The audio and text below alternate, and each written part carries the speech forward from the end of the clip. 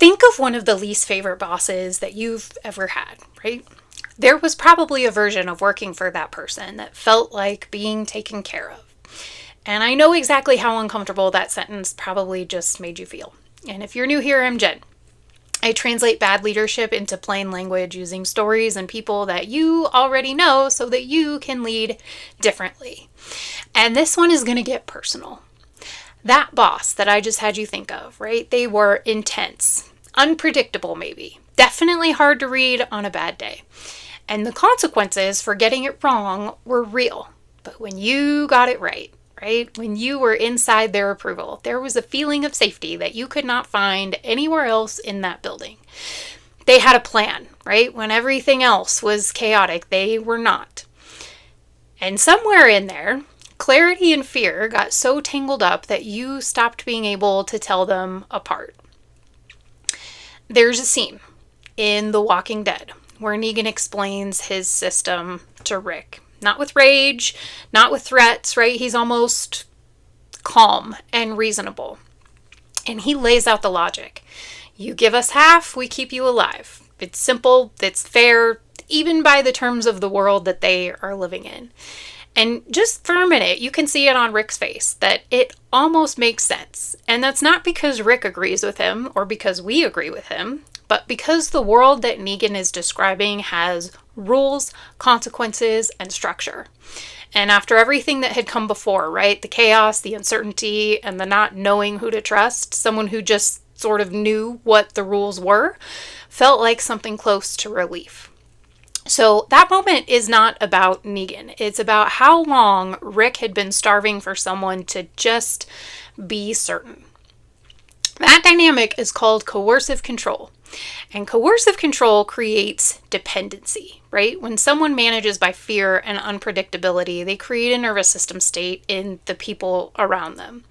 Your body and your brain are constantly scanning for the threat, trying to read the room, and constantly trying to manage up.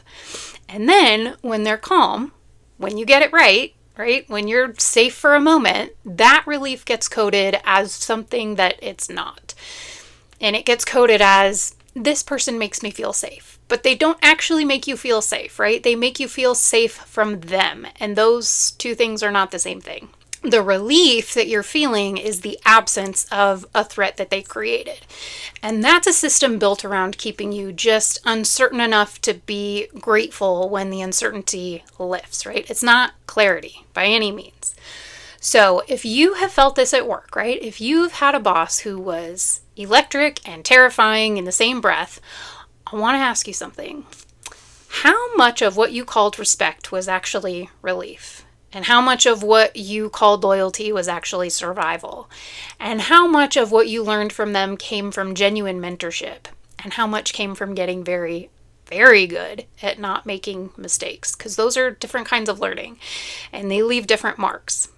The first one builds you up, right? The second one makes you smaller, quietly over time, in ways that you might not even notice until you're in a different room with a different kind of boss and you realize that you are still flinching. Here's the thing about Negan that his story eventually tells us. When the system of fear finally collapsed, right, when it was dismantled from the outside, Negan did not have a backup plan because fear is not a foundation. It's a pressure system. And pressure systems, when they are released, leave nothing behind. So the people who survived inside his system did not take skills with them. They took hypervigilance, right? They took the habit of scanning for danger before they could think clearly. And so if that sounds familiar, right? If some part of you is sitting there thinking about a job that you left 2 years ago and you still catch yourself doing that, I need you to hear this. This is not who you are. That is what you learned in order to survive, and you are allowed to unlearn it. Negan didn't think of himself as someone who used fear, right? He thought of himself as someone who created order. And a lot of the people who led us badly thought exactly the same thing. So, what made you feel safe in that environment, and what did it cost you to feel it? So, what made you feel safe in that environment, and what did it cost you to feel it? You obviously don't have to answer me, but it might be worth sitting with. So, if this landed for you, share it with someone else who needs to hear it. And subscribe, because this is the kind of conversation that I hope to have here every week. I'll see you in the next one.